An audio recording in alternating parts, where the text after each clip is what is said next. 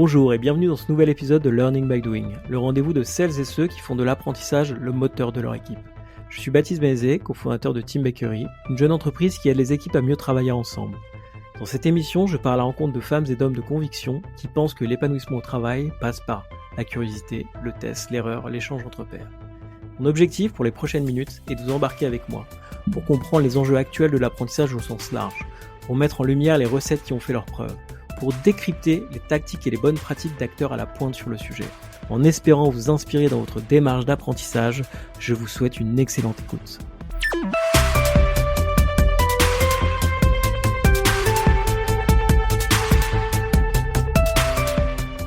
Bonjour Bénédicte, bienvenue. Bonjour Baptiste. Merci beaucoup d'avoir accepté mon invitation pour ce nouvel épisode. Je suis vraiment ravi de vous avoir avec moi aujourd'hui. Je vous lis beaucoup, je vous suis beaucoup. Donc je suis super content qu'on puisse enfin échanger. Je vais vous présenter hyper rapidement et puis je vais vous laisser compléter parce que je pense qu'il y a plein de trucs que j'ai pas. Donc j'ai noté que vous étiez aujourd'hui auteur, que vous étiez entrepreneur, que vous étiez conférencière, que vous faisiez des masterclass aussi. Vous avez une carrière en grande entreprise, en start-up. C'est ça. Est-ce qu'il y a d'autres choses que je n'ai pas encore? Vous avez oublié un truc auquel je suis attachée. Ah si, si, vous êtes peintre aussi. Exactement, voilà. Bon. En plus, aquarelliste. Aquarelliste. Et en fait, on aurait pu ne pas le citer, mais c'est important de le faire puisque ça fait partie de mon travail. Puisqu'en fait, j'utilise aussi l'aquarelle pour rendre compte du travail. Donc voilà, ça fait partie. Mais c'était déjà très très bien de citer tout ça. Bon, super. Est-ce que vous voulez compléter, reprendre dans l'ordre chronologique? Est-ce qu'il y a une progression? Non, il y a eu beaucoup ça a démarré. C'est très asymétrique en fait tout ça, parce que dans tout ce que vous citez, on commence par l'auteur, mais en fait j'ai écrit un livre et c'était l'année dernière. Et quand on parle de la grande entreprise, ça a duré 27 ans. Donc on voit bien que il y a d'un côté une longue histoire et de l'autre côté une toute petite page de pub entre guillemets, mais que en tout cas les deux sont importantes pour moi. Bon, alors on va revenir effectivement sur cette première expérience. Donc 27 ans chez SNCF, sur des responsabilités de ce que j'ai pu lire à la fois opérationnelles, mais aussi sur des sujets humains, ressources humaines, animation de COMEX sur ces sujets-là. Comment ça s'est passé et surtout comment on arrive à se dire un jour, en fait, faut que j'aille faire autre chose? D'abord, j'ai beaucoup aimé la SNCF et je l'aime toujours. Et je suis triste quand elle est critiquée. Je l'étais déjà à l'époque où j'avais des responsabilités et je le suis toujours quand je la suis même de loin et que je la regarde de loin. J'ai toujours un peu de chagrin quand je vois qu'elle est critiquée, même si parfois elle n'a pas volé. Et la chance que j'ai eue à la SNCF, c'est de toujours avoir des postes qui m'ont plu. Ils n'ont pas été tous simples, mais ils m'ont toujours plu. Des postes à responsabilité opérationnelle. J'ai dirigé les contrôleurs, ça a duré 6 ans, ça a été une grande histoire entre eux et moi. J'ai dirigé aussi Transilien, donc j'ai été la personne la plus détestée d'Île-de-France, parce que quand on s'occupe du RER et des trains de banlieue, c'est rarement pour avoir des compliments, en tout cas quand on sort en ville et qu'on dit qu'on fait ça, on n'est pas félicité. Et sinon, j'ai effectivement été DRH, et ça, c'était mon dernier poste. À vrai dire, ça n'a pas duré très longtemps. J'étais 2 ans DRH. C'était un peu la conclusion finalement d'une carrière, puisque dans tous les métiers que j'avais exercés avant, c'était le management des hommes dans des circonstances difficiles que je trouvais le plus intéressant. Et j'ai quitté la SNCF en février 2017 parce que je sentais arriver le placard, pour dire les choses de manière crue et directe, que je l'aurais pas trop supporté et que je pense que j'en aurais été amère, et il y a rien de pire qu'un patron amer. Et pour les équipes, c'est horrible. Elle ne mérite qu'un patron enthousiaste, après à elle d'être au diapason, mais je craignais beaucoup ça, voilà. Et du coup j'ai évité ça, c'est-à-dire en fait j'ai quitté la SNCF avant qu'on se déteste et que je la déteste pour ne pas rendre justice à mon engagement. Voilà, et ça s'est fait de manière simple, même pas trop douloureuse, même si quitter une famille professionnelle, c'est toujours un sujet parce que vous savez, faire partie d'une entreprise comme la SNCF, c'est pas qu'un métier, c'est aussi une identité professionnelle et je me ressens toujours faire partie de cette famille de cheminots. Voilà.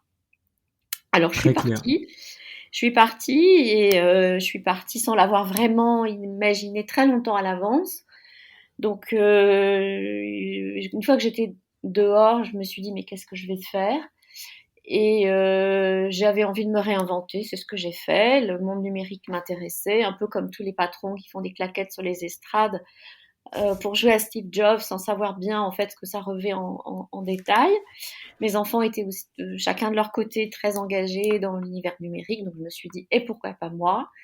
Et donc je suis allée traîner les events, voilà, notamment à Station F, et c'était drôle parce que Station F c'était la gare Fraissinet et je l'avais dans mon périmètre de responsabilité quand j'étais directrice de région à la SNCF. Elle était toute vieille, toute moche. On y avait fêté, je sais plus si c'était les 75 ans ou les 80 ans de la SNCF, et la retrouver après comme le temple de la modernité et du numérique, j'avais trouvé ça plutôt amusant. Une belle image. Ouais, voilà, et comme une sorte de symbole. Et voilà, donc j'ai passé 2 ans dans un incubateur de start-up, on peut le dire son nom, hein, qui est Schoolab. J'en suis sortie au bout de 2 ans, en ayant appris énormément de choses, en me sentant en me sentant, comment dire, un peu remasterisée, voilà.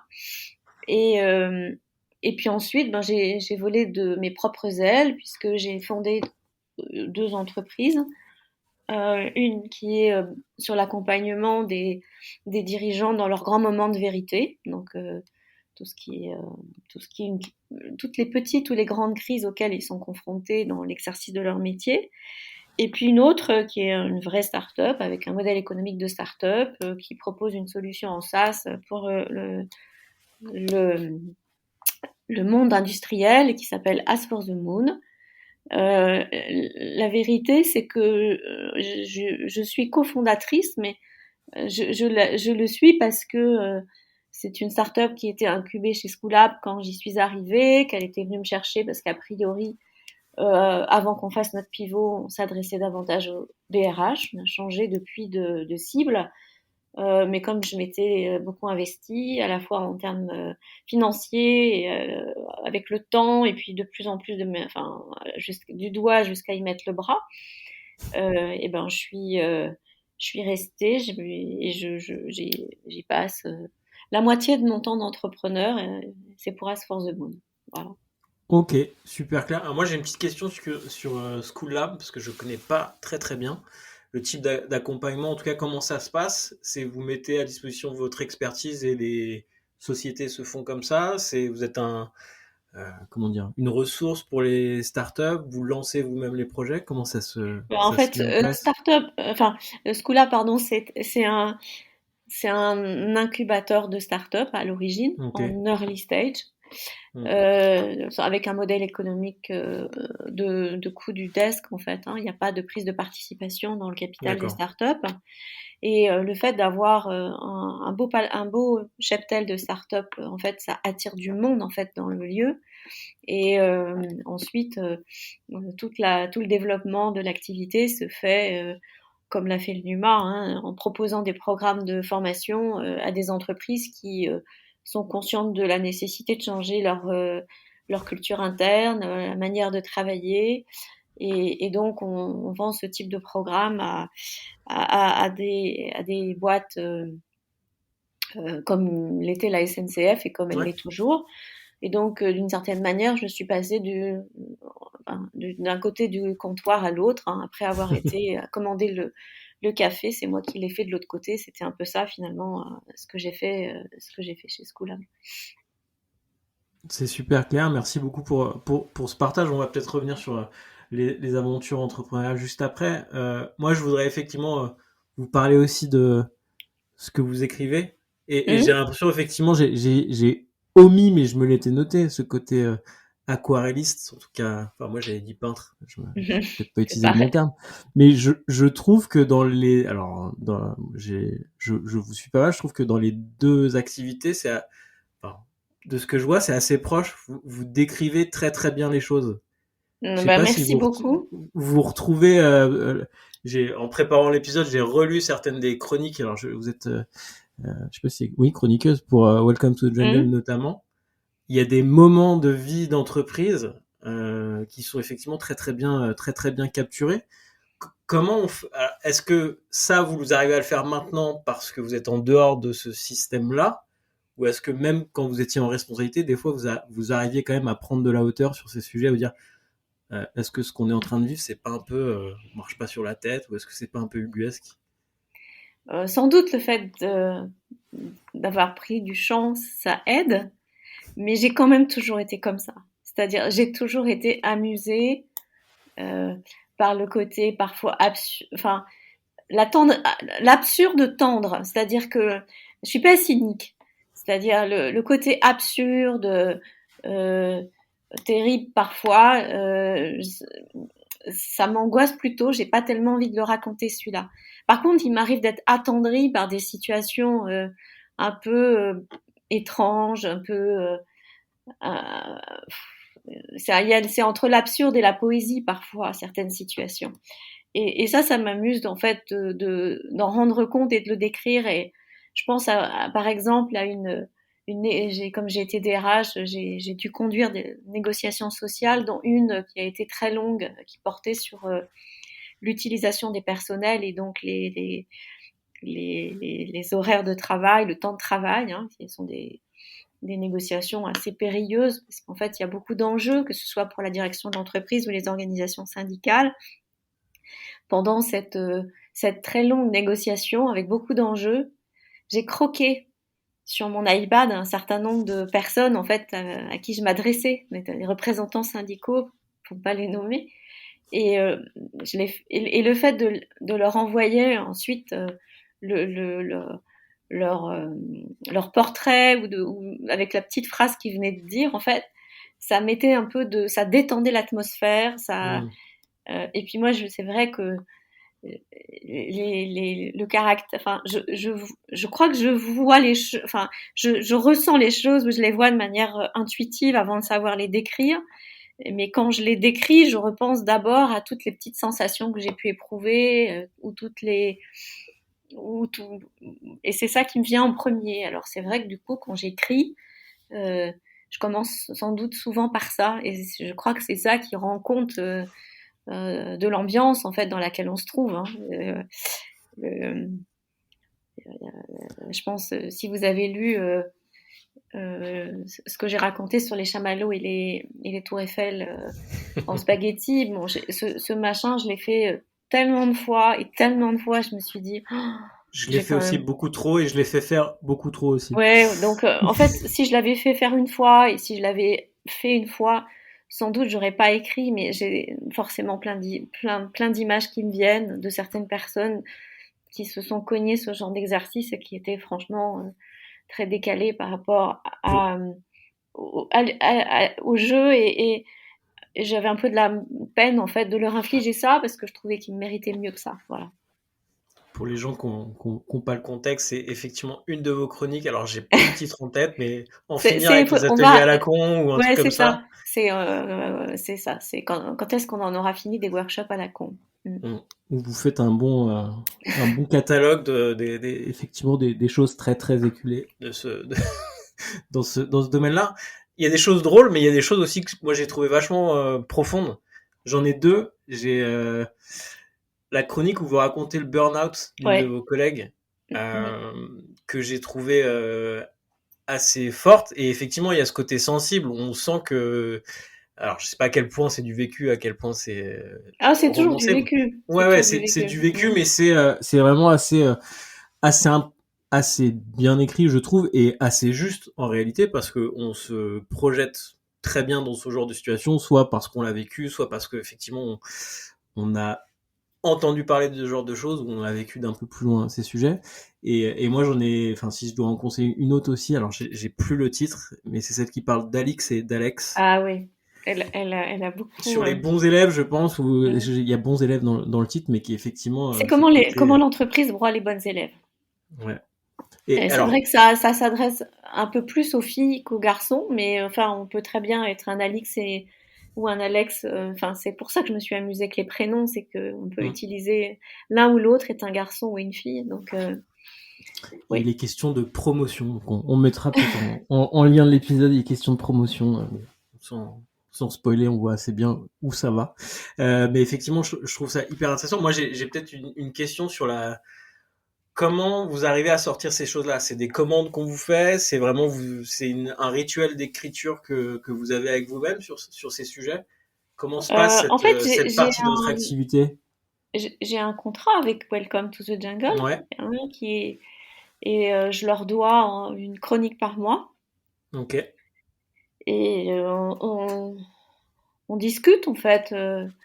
Je leur fais des propositions de thématiques et puis ils me disent oui, ils me disent non, ils me disent oh bof, enfin voilà, ou ça c'est vachement intéressant. Très honnêtement, ils m'en ont jamais refusé, hein, ou alors j'en ai proposé plusieurs et ils les ont priorisés, mais ouais, c'est toujours un échange et ça les, je crois que à quoi ils sont sensibles, c'est ce que vous décrivez, c'est-à-dire le fait que ça puisse être à la fois un peu humoristique, tendre, distancé, et qu'en même temps, il y a quand même des enseignements un peu profonds. Et Mm. comme je déteste les donneurs de leçons et les trucs sentencieux sur le management, je trouve que c'est beaucoup plus intéressant de les raconter à travers les petites choses, l'air de rien, plutôt que de faire une thèse sur comment conduire le changement en 10 leçons, euh, qui, qui sont en réalité euh, enfin, il n'y a pas de leçon en fait pour conduire le changement. C'est tellement dur. Ouais. Et alors moi j'ai peut-être une question au regard du nombre d'activités. Enfin là comme ça on n'a pas encore parlé du livre, mais effectivement on pourra en reparler. Mais le fait de d'écrire beaucoup, d'être à la tête, alors au moins d'une, de ce que j'ai compris, au moins une entreprise et être cofondatrice sur l'autre. Comment vous organisez votre temps pour arriver à combiner ces choses-là? Est-ce que les choses se nourrissent parce que vous manipulez la même matière? C'est comment ça se passe? Alors d'abord, je suis un peu une hyperactive. Euh, Ah bon? non mais enfin, je tiens pas en place et peut être un peu pathologique parfois. Et donc pour moi, c'était très précieux de pouvoir passer d'un sujet à l'autre. Euh, et donc c'est une hygiène de vie qui me va bien. Ensuite, effectivement, c'est toujours un peu la même matière qui s'applique dans un contexte différent, avec un mode d'action différent, mais c'est en fait toujours la même chose. Parce qu'en fait, le cœur, le centre finalement de mon activité de mon, j'allais dire mon fonds de commerce, c'est pas très joli fonds de commerce, mais c'est en fait le management des gens de manière, enfin, dans des contextes difficiles, parce que j'ai été beaucoup confrontée et donc j'ai beaucoup d'expérience sur ce sujet et j'en ai acquis tout le temps et je continue à en acquérir et ça me passionne et ça m'a toujours passionné. Et donc que je le fasse en images, en dessin, en peinture, en écrivant, en donnant des conférences ou en dirigeant une entreprise, en fait, c'est toujours la même chose. Et donc, et l'un se nourrit de l'autre, effectivement. Et c'est précieux de pouvoir faire des pas de côté parce que je pense que j'ai gagné peut-être c'est pas en expérience, mais en qualité de discernement, Ok. en ayant la possibilité d'écrire sur le sujet. C'est très clair et ça me fait ouvrir une nouvelle boîte parce qu'effectivement c'est un des sujets, vous m'avez repris tout à l'heure sur l'aquarelle. Euh, j'ai compris qu'effectivement il y a pas mal de vos supports d'intervention qui étaient liés à ça. Oui. Je veux bien que vous m'expliquiez comment ça marche. Bah, en fait, je me suis un jour, pas un peu par hasard, j'ai utilisé des aquarelles pour illustrer une petite conférence que je devais faire et ça faisait suite à une intervention que j'avais déjà faite quand du temps où j'étais à la SNCF. J'avais une collaboratrice qui m'avait demandé si pour un atelier sur les valeurs de la boîte, je pouvais commencer à dessiner ce que j'avais fait. Et en fait, ça a eu beaucoup de, je sais pas si c'est succès, en tout cas, ça a généré de l'attention. Ok. Et du coup, je m'en sers. Par exemple, je suis prof à Sciences Po et dans mes cours de Sciences Po, mes slides, c'est mes aquarelles.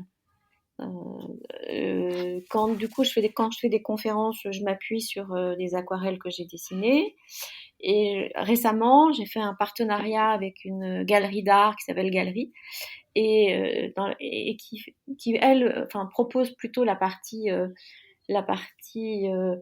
travail artistique avec un appui sur la conférence. Et ce qu'elle voudrait qu'on fasse ensemble, c'est que maintenant qu'on a la possibilité d'être en présentiel, c'est que les illustrations physiques et non pas virtuelles puissent être prêtées à l'entreprise D'accord. et dans un showroom, dans une salle de réunion, pour que, à côté de ce que les collaborateurs ont pu voir sur le plan, enfin sur les slides, ils puissent les voir en vrai. Voilà.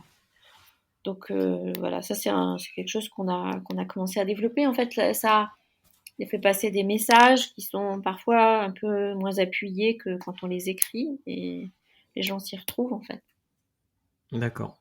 Et du coup, pour bien comprendre, ça illustre une conférence, ou en tout cas des messages clés que vous diffusez Oui, régulièrement. C'est pas de la customisation ou du ad hoc pour une entreprise, un sujet de change particulier. on pourrait, c'est-à-dire il m'arrive parfois d'en faire une spécialement parce que avec l'entreprise, on a été amené à aborder un sujet, mais je ne fais pas ce que font certaines personnes, c'est-à-dire peindre en même temps que Ouais, la du conférence, sketching. hein, parce Hmm. que c'est pas du tout mon registre. Je serais pas Ok. capable de faire ça. En revanche, euh, elles sont plutôt symboliques, donc si on doit évoquer, j'ai fait par exemple un petit retour sur les qualités que les dirigeants avaient dû mettre en œuvre pendant la période du Covid. Donc des qualités comme la vulnérabilité, par exemple, euh, le fait de partager ses doutes, qui est une, une qualité qui était émergente et dont on s'est rendu compte qu'elle était très utile et très importante pour créer enfin, pour que la confiance dans les dirigeants se renforce pendant la période du confinement. Donc je me suis servi de ces aquarelles dans les conférences que j'ai pu faire, Pour notamment illustrer ces sujets. ouais, pour illustrer ces sujets. Ok, très bien. Alors vous me donnez une transition toute trouvée. Moi, je voulais aussi vous interroger sur votre regard sur le monde de l'entreprise actuel. Ouais. Alors pour les gens qui nous écouteraient, je sais pas, dans 20 ans, on est en 2022, sort de 2 années pandémiques. Euh, qu'est-ce que, comment vous interprétez les signaux actuels? Il y a beaucoup de sujets. Alors le sujet du moment, c'est le travail en mode hybride. Mmh. On doit apprendre tous à travailler pardon, de manière pérenne à distance. Comment vous analysez cette situation, votre regard? Alors maintenant, j'allais dire externe, mais plutôt accompagnant de ces sujets-là, puisque que ce soit enfin, je suis en train de regarder, mais quels que soient vos sujets, je pense que vous êtes soit productrice de contenu autour de ces sujets-là, soit Mmh. accompagnant, consultant Mmh. ou intervenante sur ces sujets. C'est quoi votre regard sur ce phénomène? En fait, ce que je pense sur la question du travail, c'est qu'en fait, enfin, l'hybridation du travail, pour l'instant, c'est un peu, c'est un peu comme ça vient, c'est-à-dire, on est Mm. encore en train de l'expérimenter. Euh, c'est un peu galère. Et je pense qu'on n'a pas, enfin, l'entreprise n'est pas encore bien organisée pour dire à quel moment elle a besoin que les collaborateurs soient présents, à quel moment elle leur laisse la liberté de l'être ou de ne pas l'être, Mm. et, euh, et comment elle organise les lieux pour que quand ils sont là, ce soit sympa. Parce que s'ils ne viennent que pour ne pas voir leurs collègues, ils ne viendront plus. Et je pense qu'il y a une espèce de rituel général et de recadencement de la vie de l'entreprise à organiser pour que les collectifs soient des vrais collectifs Mm. et pour que tout ce qui se passe d'informel et qui, enfin, et toute la beauté du hasard, de la machine à café, en fait, puisse se reconstituer à certains endroits. Mm. Pour l'instant, en fait, je sais pas trop comment, enfin, j'ai pas tellement de visibilité sur la meilleure manière de le faire, mais ce dont je suis certaine, c'est que le fait de laisser la liberté sans de fixer de cadre, ça va tuer le bazar à la fin, quoi. Enfin, j'ai peur. Mm. J'ai peur que ça soit. Donc, alors, la difficulté quand on fixe un cadre, c'est d'être attentif à ce qui est très important et de le fixer, et de pas embêter les gens avec des choses qui sont un nice to have, mais pas un must. Et pour l'instant, faire le tri entre les deux, je trouve pas ça si facile. Parce que finalement, j'ai beaucoup travaillé à la SNCF sur la question de l'intérêt général. Euh, le truc formidable, c'est quand on arrive à faire un truc qui sert l'intérêt général et que les intérêts particuliers sont pas écrabouillés.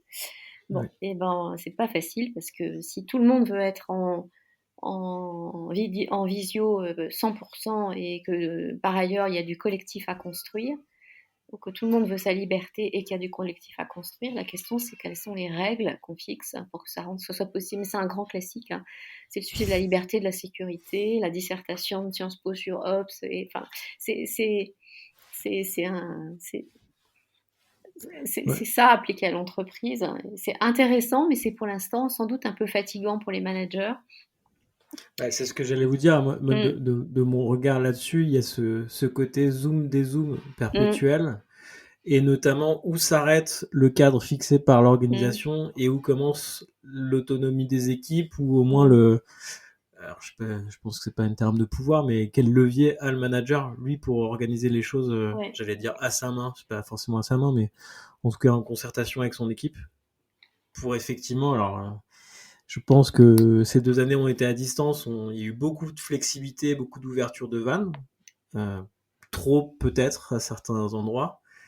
Et là, effectivement, moi, j'observe un mouvement qui serait plutôt le mouvement inverse, mais bon, c'est classique, je pense, dans les évolutions. Mm. Ordre contre ordre, et Dialectique. Mm, effectivement, on est encore en train de trouver. Ce que je trouve intéressant, moi, c'est le côté révélateur de tout ça. C'est-à-dire que c'est les sujets de management qu'on a abordés un petit peu à travers vos chroniques tout à l'heure. J'ai quand même l'impression que, bon, bah, ça y est, tout le monde en a conscience, parce que la distance joue vraiment ce rôle de révélateur, quoi. Micromanagement, oui. on peut plus le faire. Être tout le temps derrière les gens, on peut plus le faire. Oui. Euh, Et en même temps, on n'a jamais eu autant besoin de managers. C'est-à-dire l'idée, cette espèce de fiction d'une entreprise totalement libérée où toutes les décisions se prendraient dans le consensus, moi je n'y crois plus. Enfin, si jamais, j'y ai jamais cru, mais en tout cas, c'est, c'est, c'est pas possible et c'est même dangereux parce que mm, il y a des, il y a des décisions, prendre une décision, c'est indispensable et il y a des décisions impopulaires qui sont très, très difficiles à prendre et que les managers doivent pouvoir prendre et ils ne le font que parce qu'en fait, à un moment donné, ça fait partie de leur fonction. Et c'est un peu entre guillemets, même si le mot est peut-être mal choisi, mais c'est un peu la beauté de la fonction. C'est en fait de devoir assumer un certain nombre de décisions nécessaires et impopulaires. Et ça, dans le consensus, c'est inaccessible. mm. Moi, je le retrouve beaucoup, alors, parce qu'en ce moment, on nous soumet on vient nous voir beaucoup parce qu'il y a des accords cadres autour du Mmh, télétravail qui mmh, arrivent. Et c'est vrai que, bon, cet accord cadre a beau faire 3 pages, 10 pages, 5 pages, il y a quand même 2 bonnes pleines pages sur le rôle du manager dans tout ça, à qui j'ai quand même l'impression qu'on fait porter encore ouais. beaucoup, et encore beaucoup plus de choses qu'avant. Ce qui est pour nous un sujet, enfin, moi, je trouve ça un sujet passionnant. Mais c'est vrai il y a ce sujet un peu de comment on aide ces personnes-là, parce que Ouais. effectivement, le rôle du manager est vraiment en train de changer. Ça me fait penser à une étude que j'avais conduite, date, hein, ça doit faire 20 ans, euh, qui portait sur le métier du contrôleur. Alors vous allez me dire, où est-ce que c'est loin tout ça? Mais en fait, c'était intéressant. Ça montrait que euh, il y avait les contrôleurs un peu historiques qui disaient, voilà, ça c'est la règle et on l'applique et point barre. Et puis il y avait ceux qui, en fait, étaient capables de comprendre la situation, d'avoir un peu d'empathie et de savoir quels étaient les grands principes à respecter. Et ensuite, il fallait adapter la règle à la situation. Et ceux-là, ils faisaient leur travail magnifiquement. Mais la différence entre les deux, c'est que la charge mentale des uns n'était pas du tout la même que celle des autres. et ceux qui ajustaient et qui en fait mettaient en œuvre leur intelligence des situations. Ils se retrouvaient parfois avec des cas de conscience, avec des dilemmes, avec le sentiment de ne pas avoir traité les gens de manière équitable. Et on était obligé, enfin, on avait des exercices de débriefing parce que ça pouvait éventuellement les questionner.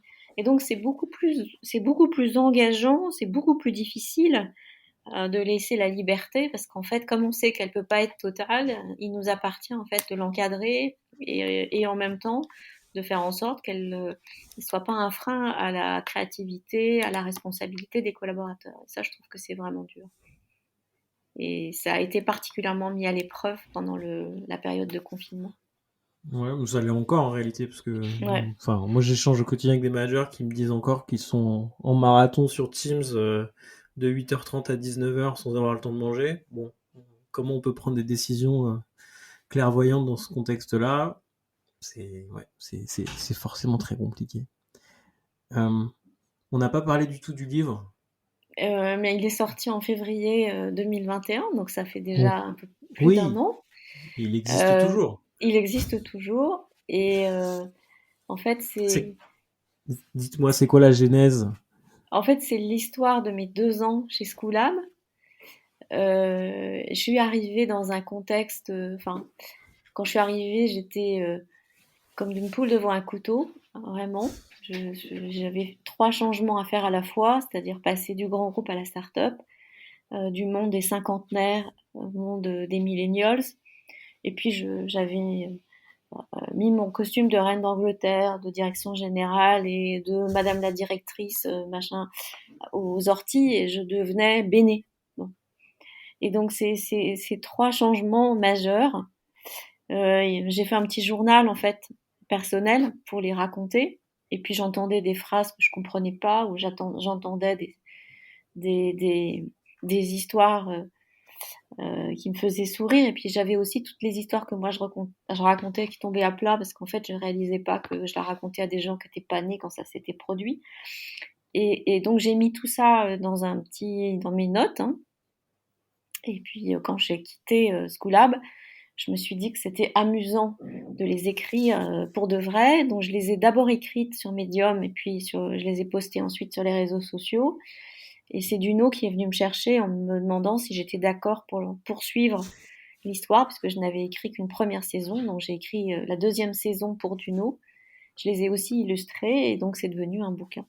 Et mon rêve, ça aurait été d'ailleurs que quelqu'un ait envie de le tourner. C'est-à-dire que j'ai écrit les histoires de telle sorte que si quelqu'un avait envie de le faire, un peu comme dans 10%, on puisse les raconter entre les Marcel, Mathilde, Madeleine, Anselme et tous ces gens dont j'ai changé le prénom, mais que j'ai essayé de faire le plus près possible de ce qu'ils étaient et avec juste la distance et le petit plus pour pouvoir les croquer euh, éventuellement un jour dans un scénario.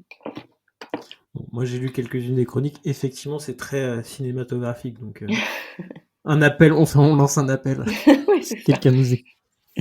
Euh, moi j'ai quelques dernières questions à vous poser que je pose un peu à tous mes invités.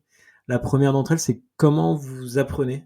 Est-ce que alors, je sais pas si le terme routine est bon, mais est-ce que vous avez des habitudes, des choses que vous forcez, en tout cas que vous faites attention à faire régulièrement pour toujours vous ouvrir l'esprit, vous assurer de progresser sur vos sujets? Alors moi c'est très simple, j'apprends par l'immersion. Il faut, si vous me laissez toute seule avec un livre, ça va finir par le fait que je vais dessiner sur le livre, mais je vais avoir beaucoup de mal en fait à apprendre comme ça. Ce qui m'intéresse, c'est d'être jetée dans la piscine et d'apprendre à nager directement. C'est-à-dire, j'ai assez confiance en moi pour me dire que je vais tout faire pour pas couler. Et généralement, je surnage limite, quoi. Et après, j'apprends très vite comme ça parce que je regarde en fait, j'observe. Mais c'est ce qu'on disait sur les petites scènes que je croque ou j'illustre. Hein. C'est que j'observe beaucoup. Ce qui m'a d'ailleurs, ça a été une qualité finalement qui m'a été utile en travaillant en start-up parce qu'on dit qu'il faut beaucoup observer les usages pour faire de l'innovation. Et de fait, j'observe. Je vois les détails, les trucs, les machins qui marchent pas. Enfin bon. Et, euh, et donc j'apprends comme ça. Et d'ailleurs, lorsque j'étais à la SNCF, il y a 10 ans de ça, le président m'a fait proposer de faire une formation en université pour passer à la DRH. Et je lui avais dit que s'il était prêt à dépenser de l'argent pour me former, il y avait une méthode que je trouvais plus intéressante que d'aller en université, c'était en fait d'aller ailleurs. Et s'il pouvait me payer pendant un an, j'étais prête à faire le tour du monde des entreprises innovantes en matière de RH, de façon à m'imprégner de leur culture, de leur manière de faire, pour ensuite revenir avec les idées claires sur les choses à faire et à ne pas faire. Il avait été, c'était assez iconoclaste comme demande et il avait accepté. Et Ah, donc génial. ouais, et donc en 2010, je suis partie chez IBM à New York. Je suis ensuite allée en Europe de l'Est, toujours pour IBM, et en Chine. Je suis revenue à Paris chez IBM, et ensuite je suis partie à la Poste pour voir comment la Poste travaillait les enseignes, avec la question de la banque et des enseignes. Et alors que j'aurais dû rentrer à la SNCF pour devenir DRH, en réalité, c'est passé autre chose. C'est que le président à l'époque cherchait à faire évoluer le DG de Transilien et je suis devenue patronne de Transilien. Ce qui fait que tout ce que j'avais appris pour les RH n'a pas été immédiatement utile. Ça l'a été après. Mais j'ai gardé de cette expérience d'un an de Learning Expedition à grande Mhm. ampleur, de grande ampleur, une super des super souvenirs et je pense que ça m'a aussi totalement rassurée sur le fait que j'étais capable de m'adapter à un autre environnement, d'y apprendre et d'y être compétente. Parce qu'en fait, chez IBM, pendant les 6 mois où j'ai été présente, j'ai pas fait que de la figuration. J'ai aussi fait des choses pour eux et ça m'a bien rassurée sur le fait. Et je m'étais même débrouillée à la fin pour éventuellement me faire recruter dans l'hypothèse où par hasard ils n'avaient plus envie de me réaccueillir dans les locaux de la SNCF, ce qui à l'époque n'était pas le cas. Bon, il doit y avoir des cartons à dessin remplis de cette époque-là, non? En fait, ce que j'ai beaucoup écrit à cette période, et notamment il y avait un petit exercice que je faisais assez systématiquement partout où j'allais. C'était je faisais le dictionnaire amoureux de l'endroit où j'avais quitté. D'accord. Et les dictionnaires amoureux, c'est un exercice qui est de style qui est assez amusant parce que vous pouvez en fait décider de d'écrire sur des choses minuscules ou sur des très grandes choses. Par exemple, je pourrais écrire sur vos lunettes blanches là. Ou bien je pourrais, enfin, on choisit le zoom, enfin le niveau Mhm. que l'on souhaite, et à partir de là, on peut tirer plein de choses. Et donc j'ai fait le dictionnaire amoureux d'IBM partout où je suis passée, en français et en anglais d'ailleurs. Et, euh, C'était un moyen de faire un rapport d'étonnement qui n'en était pas un. C'était un moyen d'écrire, enfin, voilà, c'est un genre d'exercice que j'aime beaucoup faire. Il y en a un dans le Très livre bien. d'ailleurs en annexe. Merci beaucoup du partage. Une petite dernière question, peut-être au niveau de. Alors vous observez beaucoup. Est-ce qu'il y a des innovations en matière de pédagogie, gestion du changement, des choses que vous avez observées récemment qui méritent qu'on s'y attarde, des choses qui vous ont marqué, ou dites, bah tiens, là, il y a des trucs nouveaux qui arrivent. Il y a un truc qui m'a vraiment énormément marqué ces derniers temps, et si vous ne le connaissez pas, je vous invite à le découvrir et peut-être même à l'inviter sur votre podcast, c'est le DRH de Sony France. Le DRH D'accord. de Sony France, il a fait un truc incroyable.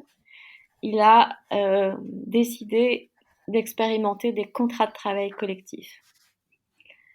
Je sais pas si ça vous parle, si vous êtes au courant. Ouais, ouais. Ah, vous avez Non, déjà je ne suis entendu. pas au courant, mais vous êtes la deuxième personne qui me conseille de l'inviter. Ouais. Du coup, s'il nous écoute, Parce que c'est très très culotté cette histoire, hein, et l'idée on c'est parle bien que de Claude Monnier. oui, exactement, exactement. En fait, il a imaginé que les équipes des fonctions support de l'entreprise pouvaient avoir envie d'avoir les modes de vie professionnels des groupes de rock. Et on n'imagine pas de recruter un bassiste indépendamment du chanteur ou, ou du guitariste. Et là, même chose en fait, quand les gens ont envie de travailler ensemble et il y a un bon flow entre eux, l'idée c'est de ne pas les séparer et de les faire bosser ensemble. Et je trouve que c'est très original et ça c'est vraiment quelque chose qui me plairait, que j'ai envie de suivre. Ça met vraiment, alors moi pour avoir managé des équipes d'ingénieurs et de designers, ça met vraiment le doigt sur un point clé, c'est qu'effectivement on fonctionne très bien en équipe resserrée. Et du Ouais, coup, quand on a un collègue qui part ou un collègue qui va sur un projet, il n'est pas impossible qu'il y ait une partie de la troupe qui le suive. Donc, ouais, tout à fait. effectivement, sujet très intéressant. Ouais. Deuxième Qu'est-ce, innovation.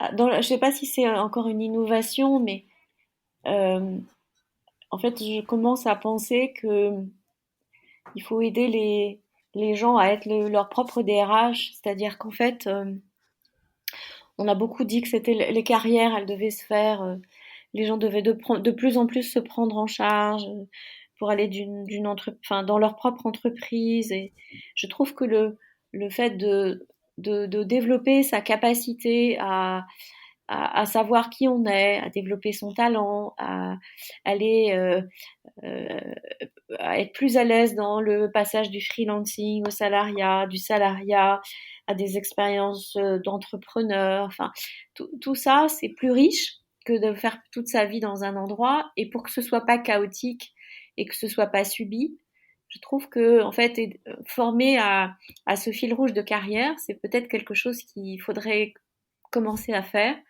Et ça reviendrait finalement à être un peu le DRH de sa propre existence. Et je trouve que c'est un sujet intéressant. Puis alors, il y a un dernier sujet, mais ça, je ne sais pas si c'est une tendance ou une innovation. C'est que je trouve qu'on parle beaucoup d'alignement, du fait que la boîte doit être alignée, que entre toutes les personnes, il doit y avoir qu'un seul fil.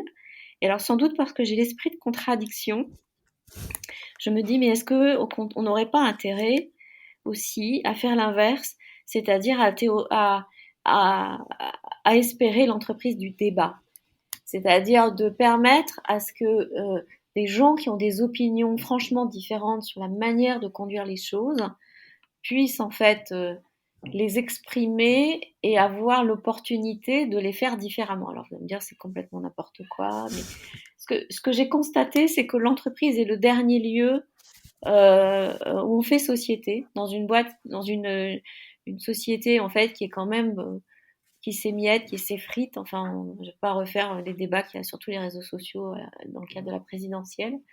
En fait, la capacité à se frotter et à avoir des idées différentes et à pouvoir les exprimer sans que ce soit considéré comme un sale con de machin ou un afro-bidule de truc, euh, c'est un apprentissage et que l'entreprise, en fait, est un lieu dans lequel il y a des manières différentes de conduire les affaires, il y a des manières différentes de faire les choses.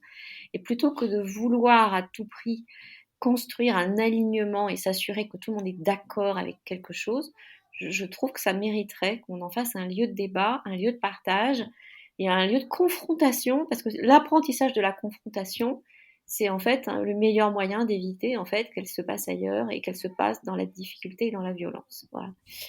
Et ça, c'est après avoir passé des années à me battre avec les organisations syndicales de la SNCF et à espérer parfois qu'elles prennent un cachet pour dormir. Voilà. Donc je dis ça en ayant assumé. Le cachet pour dormir va peut-être vous valoir du courrier, mais c'est vrai que il y a eu des moments, j'ai eu des moments un peu douloureux.